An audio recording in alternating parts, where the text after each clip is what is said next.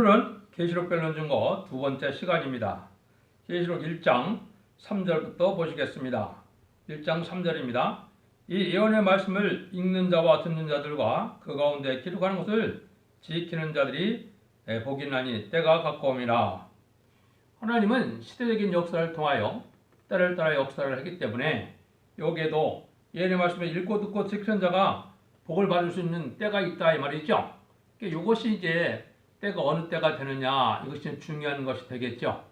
우리가 잠시 본다면 주님이 이 땅에 오셔서 이제는 주님이 믿음의 대상자가 되셔서 주님을 믿는 자들이 영원 구원받는 시대가 2000년 동안 20세기까지 그 복음의 역사가 진행된 겁니다.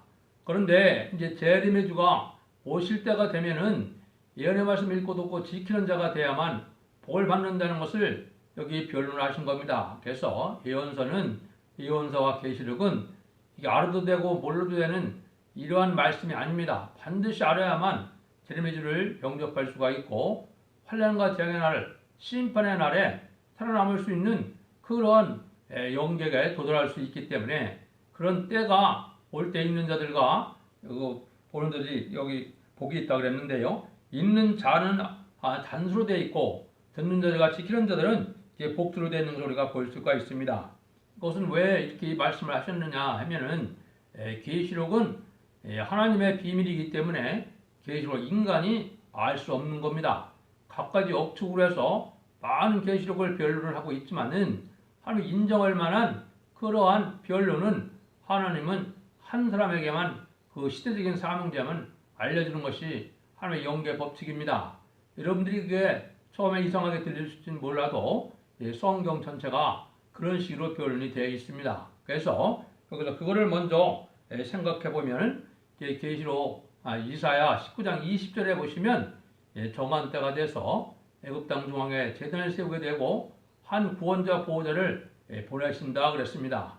이것은 심판의 환란으로 온 세상이 멸망할 때 하나님이 하나님의 대행자로 쓸 종을 보낸다 이 말인데 그것은 14만 4천 명이 전체적으로 14만 4천 명 전체가 보호자 구원자가 될 수 있지만은 거기에 먼저 성부적인 종을 말씀을 하신 겁니다. 그걸 말씀하시기 위해서 여기 여러 군데 성경에 보면 그런 말씀을 하셨습니다. 그래서 예언서가 하나님이 다시 예언하는 때가 되면은 다시 예언의 대표가 나타날 것을 말씀했고 다름치를 진종이 나타날 걸 얘기했고 청량한 역사가 진행돼서 첫 대결을 이룰 것을 말씀하셨습니다. 기록 11장에서는요.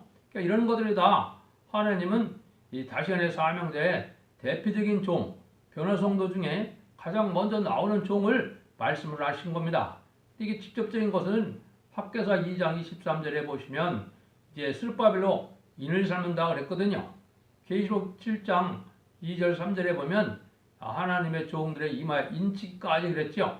그 인칠 수 있는 그런 종의 자격을 가진 종이 나와야만 이 계시록이 진행돼서 14만 4천 명이 차야만 재림 공중재림하시는 예수님이 올 수 있는 겁니다. 그 준비가 안 됐는데 인간의 생각이 아무리 때가 됐다 하더라도 그 때는 아직 이르지 아니한 겁니다. 그래서 여러분들이 차차 이 말씀을 통해서 그런 일들을 배워보게 되는데 이거를 이제 여러 가지 이사야나 소선지자들을 통해서 보면 하나님이 그 역사가 그런 특정한 시대적인 사명들을 통하여 역사할 것을 보여줬는데 이것이 이제 알파적인 역사도 없었던 것이 아니죠. 왜냐하면 4,500여 년 전에 물심판을 할 때도 방주에 대한 법은 노아에게는 하나님이 알려준 것이 아닙니다. 그래서 그 방주에 타는 그러한 순종한 자들은 복을 받지만은 순종치 않은 멸망이 왔죠. 그러면 4,300년 전에 이제는 아브라함에게 할례 언약을 세울 때 할례를 받지 아니하면 이게 이스라엘 백성들을 끊쳐지는 것이고 할례를 받지 아니하면 하늘 앞에 제사를 드려도 하나님의 제사를 받지 아니하는 겁니다. 그래서 그 법을 또 시행해 왔죠. 그럼 3,400년 전에 보면 또 모세에게는 율법과 계명을 주어서 율법을 포함하면 돌로 쳐 죽여야 되는 그러한 법을 시행하셨죠.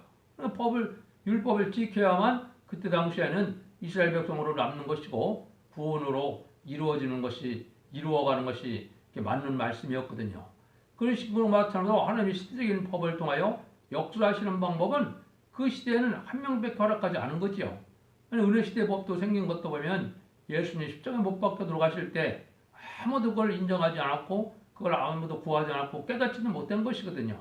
그래서 이제 부활 승천하시면서 주님이 이제 제자들에게 당부한 것처럼 예루살렘 마가의 다락방에 모여서 성신이 강림함으로 말미암아 은혜 시대 역사가 돼서 그 역사가 지금까지 이제 많은 은혜 시대의 목사, 장로, 당사 이런 분들로 해서 사명의 기대자로 해서 지금까지 전해온 거거든요. 그런 거나 마찬가지로 율법 시대인 그런 교회에서 은혜 시대 교회로 올 때도 많은 자들이 깨닫는 것이 아니었거든요. 그러면 지금은 어떤 시대나 은혜 시대가 끝나가는 시점이 됐고 환란 시대가 올 때가 된 겁니다. 환란 시대가 마지막 7년 동안 하나님의 한 일에 역사할 일이 있는데 1300년, 53년만 역사하기 전에 한 종이 예비되는 것이고 그 교회도 은혜 시대 교회에서 환란 시대로 진행되는 것을 보여준 겁니다. 환란 시대에 역사할 교회를 계시록에서는 그거를 첫대 교회라 이렇게 이야기한 겁니다. 그래서 이것이 한국이 이제 선지 국가가 되었기 때문에 선지 국가에 먼저 한국에서 첫대교가 이루어지고 첫대교 역사를 통하여 전 3년 만에 세계적인 역사를 하고 난 다음에 이제는 후 3년 반을 통해서 이제 표를 받게 하고 이제 후 3년 반 끝나고 나면은 대접장과 아마겟돈으로 세상을 심판하는 것이 하나님의 뜻입니다. 그래서 그런 때가 올 거를 이제 여러 가지 성경을 말씀하셨는데 그러니까 지난번에도 지난주 시간에도 말씀드린 것처럼 그 때가 이제 반드시 속히 될 일을 제가 말씀을 드렸죠. 그래서 반드시 속히 될 일이 이 땅에 이루어지는 과정을 보면 때가 얼마나 임박되는 걸 우리가 알 수가 있는 겁니다. 그래서 이걸 정한 때가 되면은 이제 지혜로운 자들이 깨닫게 되는 역사가 있을 것을 다니엘서 11장 35절 이하와 다니엘서 12장 10절에 말씀하셨는데 이게 새로운 종들이 나올 걸 얘기를 했거든요. 그래서 하나님 편에서는 다시 예언자의 사명자들이 나타나서 이제는 인치는 역사가 진행된 때가 인간 종말의 마지막 때고 또 마귀 역사로서는 먼저 하나님이 마귀를 허락하는 것은 20세기 초에 1917년 이제 배도하는 일이라고 그랬죠. 그게 멸망의 아들, 불법의 사람이 나타난다는데 이것이 스탈린을 통하여 무신론, 유물론, 공산주의 사상이 나타나서 전 세계를 3분의 1로 공산화시키는 것이 이게 마지막 때의 징조입니다. 그런 거로 본다면 계시록 시대는 20세기가 되겠습니다. 20세기 이후에 지금 20세기가 21세기가 되겠죠. 21세기는 지금 뭐냐? 첫 대교가 나타나서 새로운 역사가 진행돼서 새로운 구원의 때가 오고 천일왕국 시대로 들어가는 때가 된 겁니다. 1세기에도 예수님이 탄생하시고 예수님의 역사로 말미암아 12사도를 일으켜서 새로운 시대가 은혜 시대가 시작된 것처럼 20세기로 천국 복음의 시대가 끝나고 이제는 환란 시대가 오는 이런 시점이기 때문에 전환기이기 때문에 새로운 교회가 나타날 때가 된 것을 우리가 알 수 있습니다. 그래서 계시록 6장 3절 4절에는 붉은 말 세력은 허락받은 마귀 때가 이 땅에 나타날 때라고 그랬죠. 그래서 그 말씀이 이제 공산당이 전 세계 3분의 1의 그 3분의 1로 인구로나 영토로나 3분의 1 공산화시킬 것이 예언이 되어 있기 때문에 계시록 8장에 있는 것처럼 납발제왕을 통해서 지금 그런 시대가 이제 21세기 말엽에 완성이 된 거죠. 1970년대 중반에 베트남이 공산화됨으로 그 일들이 이루어진 거거든요. 그 때가 그렇게 임박된 걸 우리가 알 수가 있다 이 말입니다. 그래서 이럴 때는 이제 등불진과 기름 준비를 해야만 될 때를 예수님도 강조를 하셨고 이것이 인간 종말의 신앙 준비라는 때인 걸 우리가 알 수가 있습니다. 그 다음에는 이제 우리에게는 어떤 일이 있어야 될 것을 말씀하셨느냐?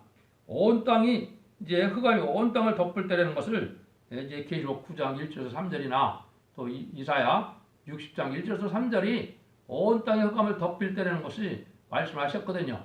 이거는 하나님이 심판하기 위해 흑암을 허락한 걸 얘기했는데 흑암이라는 것이 뭐냐? 흑암은 하나님의 구원의 섭리와 하나님의 사랑의 역사를 깨닫지 못하는 것이 이게 흑암입니다. 그러니까 지금까지는 보겠어요.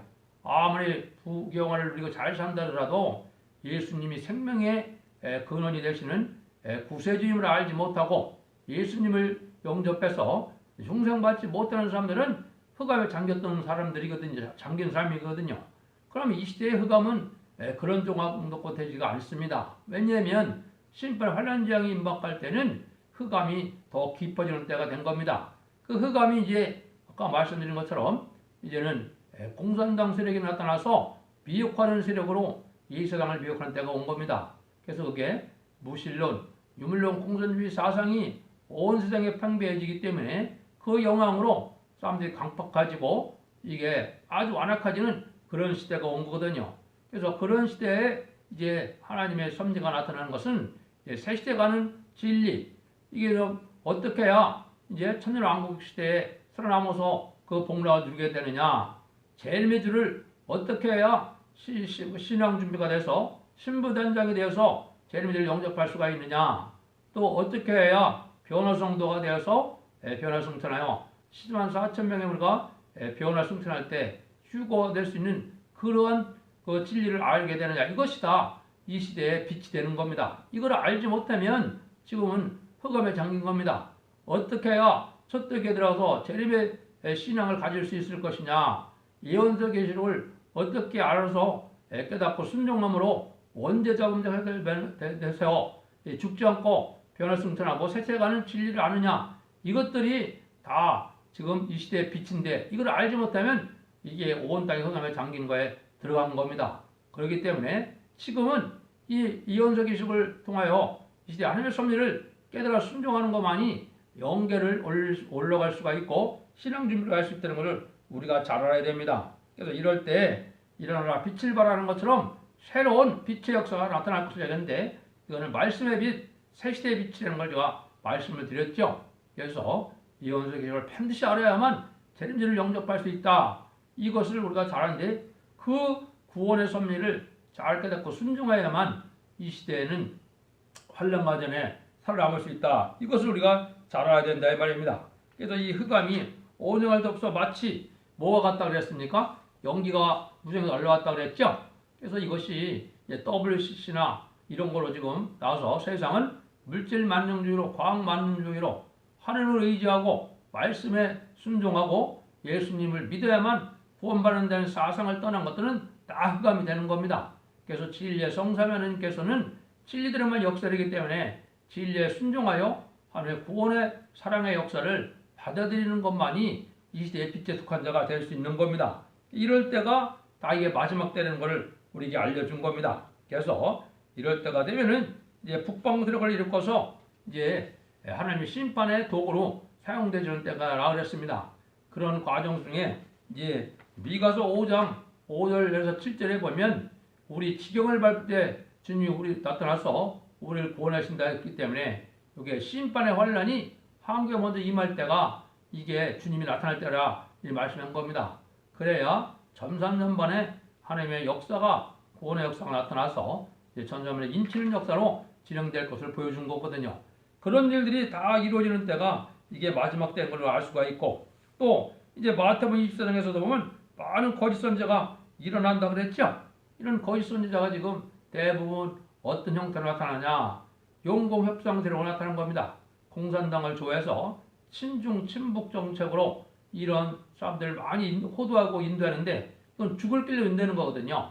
이게 사망과 언약했던 것처럼 멸망의 길로 인도하는 것이 이게 많은 거짓 선지자입니다. 물론 이제 정상적으로 해서 목회자가 됐더라도 주임을 영접하게 하는 그런 신앙이 아니고 속화된 신앙생활도 다 거짓 선지에 들어가는 겁니다.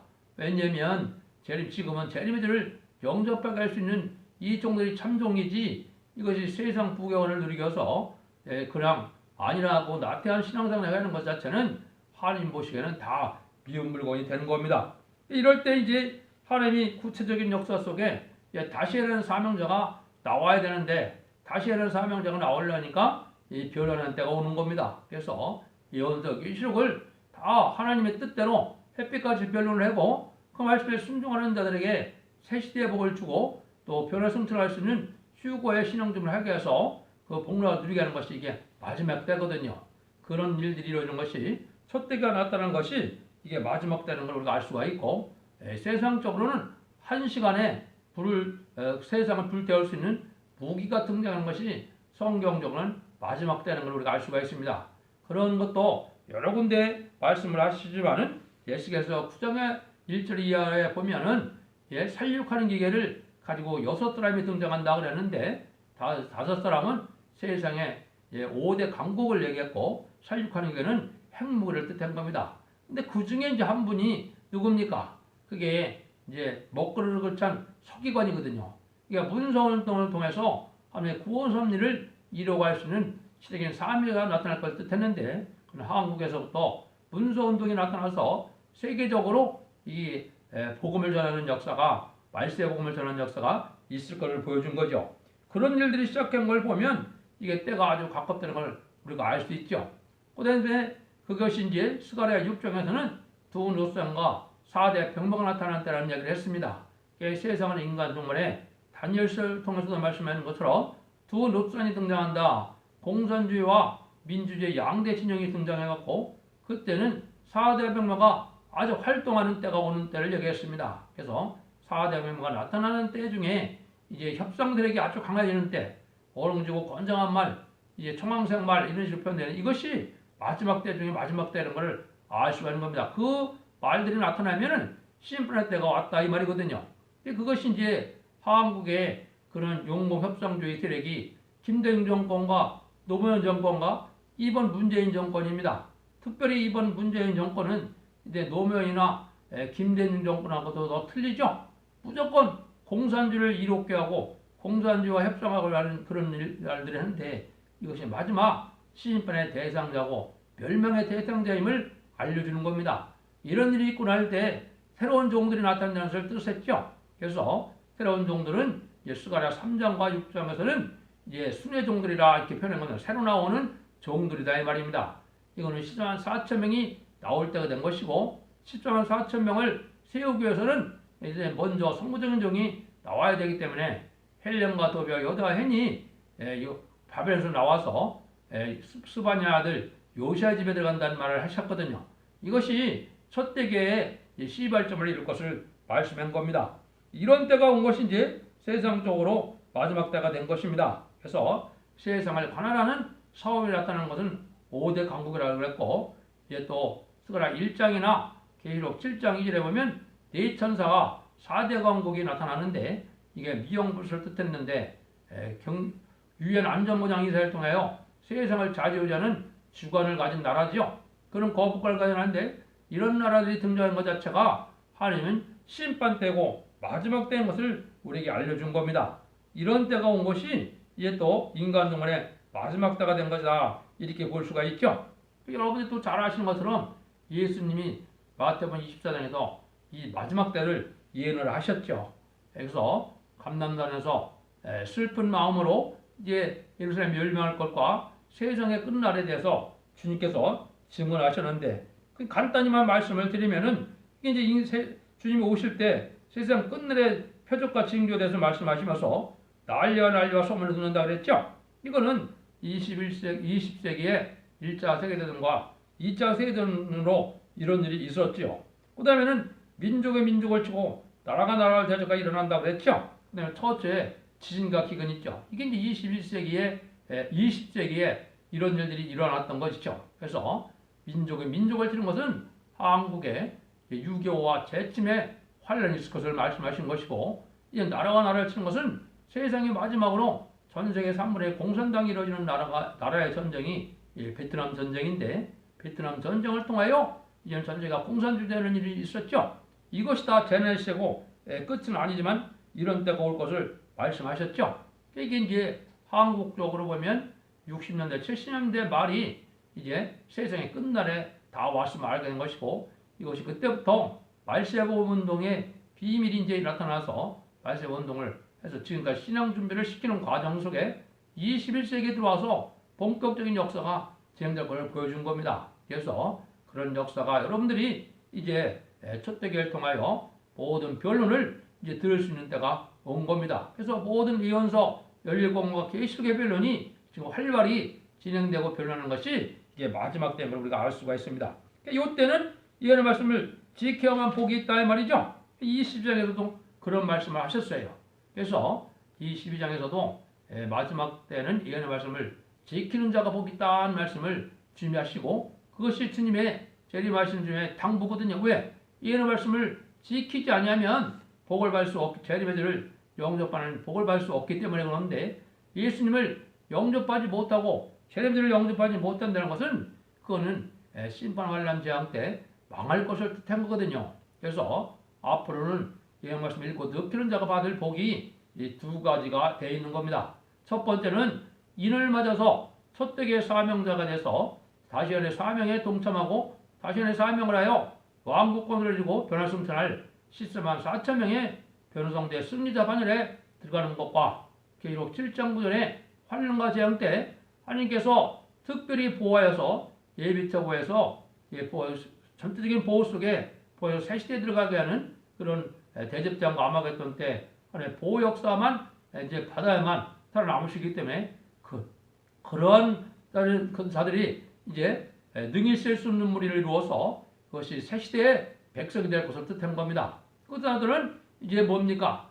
뒤늦게 이제 첫대계 변론의 역사에 순종하여 이제 신앙 준비를 완전히 갖추진 못했지만은 순종했기 때문에 새 시대에 복을 누리게 될 것을 얘기한 겁니다.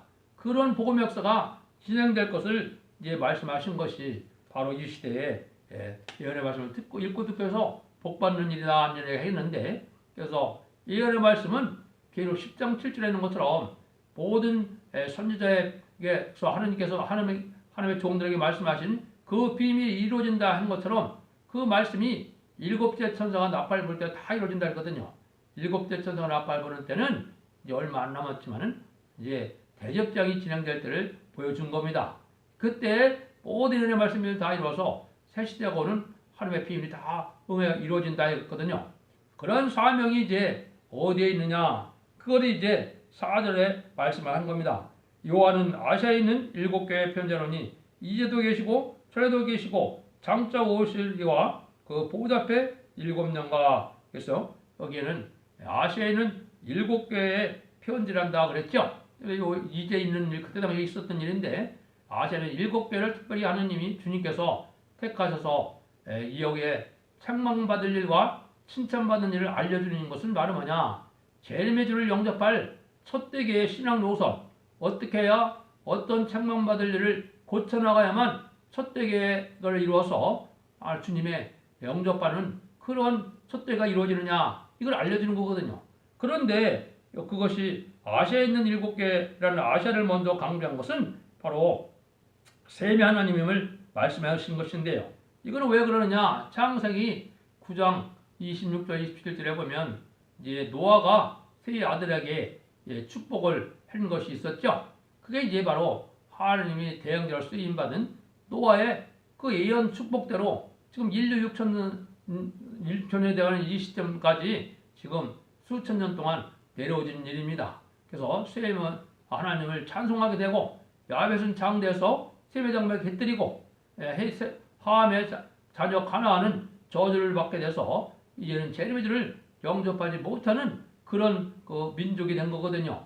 그래서 물론 새 시대 백성은 될 수 있지만은 그 말씀대로 셈의 장막인 이제 한국이 이게 셈의 민족 중에서 이 시대의 선조국가로 이제 예정된 민족이라고 볼 수 있는 겁니다. 그래서 이거를 이제 우리에게 알려주는 역사를 통해서 7개를 통해서 우리가 그 일들이 이루어질 걸 보여줬는데, 이것은 마태복음 21장 41절 44절까지 보면 주님이 이거를 예언을 하셨습니까? 어떻게 예언을 했습니까? 이스라엘 백성들은 너희가 버림돌에 예수님을 배척하였으므로 너희는 나라를 빼앗기고 열매 맺는 백성이 이제 다시 나라를 얻을 걸 얘기했죠.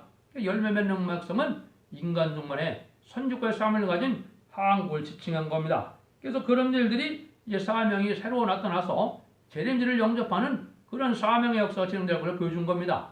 그래서 육적 이스라엘 백성들 12사도는 천의 주를 영접하는 사명을 했고, 또 언약을 세우는 그런 기록하는 성경 결과는 큰 일을 했지만은 이제 그 모든 이런 말씀을 이루어서 이제 그거를 대미를 영접하게 하는 역사는 인간 종말에 다른 선진국가인 한국을 통해서 역사할 것을 나타낸 겁니다. 그래서 많은 교회 중에서도 특별히 아시아에 있는 7교회를 하나님이 이렇게 말씀하신 것이 이게 중요한 뜻이 있습니다. 그래서 이제도 계시고 전에도 계시고 장자로 오시리와 그 보좌 앞에 있는 7명과 그랬는데 그 주님이 알파 오메가 역사 속에 되어진다는 것을 우리에게 보여준 거거든요. 그래서 알파 오메가 역사를 이제 조금 설명하고 다음 주 시간에 다시 한번 변론하도록 하겠습니다. 알파적인 역사는 이제 어떻게 겁니다. 기독교라는 것은 성령이 없으면 기독교가 생명의 종이 될 수 없는 것이죠. 마가의 다락방에 예수님이 당부하신 대로 120명 성도가 열흘 동안 기도하다가 성신임하는 역사가 마가의 다락방에 있었죠. 그래서 성신이 7가지 역사로 역사하는 것을 우리가 성경을 통해서 알 수가 있습니다. 은혜 시대는 그래서 먼저 빛으로 역사하는 방법이 있고 또 바람으로 역사하는 방법이 있었고 세 번째는 불로 나타나는 경우가 있었고 네 번째는 소리로 나타나는 때가 있었습니다. 다섯 번째는 기름으로 표현된 때가 있고 여섯 번째는 비둘기로 성령 역사를 표현한 때가 있었습니다. 있는 게 있습니다. 그 다음에 일곱 번째는 생수로 말씀을 하셨는데 이것이 요엘서 2장 28절에 만민에게 보여주는 성령의 은사 역사를 뜻한 것입니다.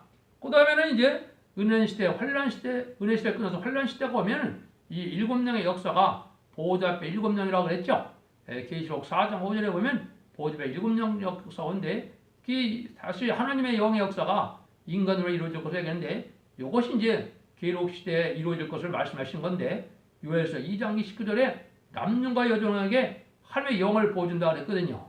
하나님의 영을 받는 방법이 계록 7장 2절 3절에 하나님의 종들의 이마에 인친다는 것은 하나님의 종들의 이마에 인칠 때 7명을 받을 것을 뜻한 겁니다. 7명은 7가지로 또 나타나는데 이게 환란시대 7명의 역사는 계시록 11장 2절 3절에 보면 지혜, 총명, 보략, 재능, 지식, 경애, 판단 7가지 신으로 역사를 해서 역사를 할 것을 보여주는데 이것이 재미를 영접하는 신앙 준비를 할 수 있는 그러한 하나님의 영의 역사를 뜻한 겁니다. 이게 남정의 중에 보여주는 역사이기 때문에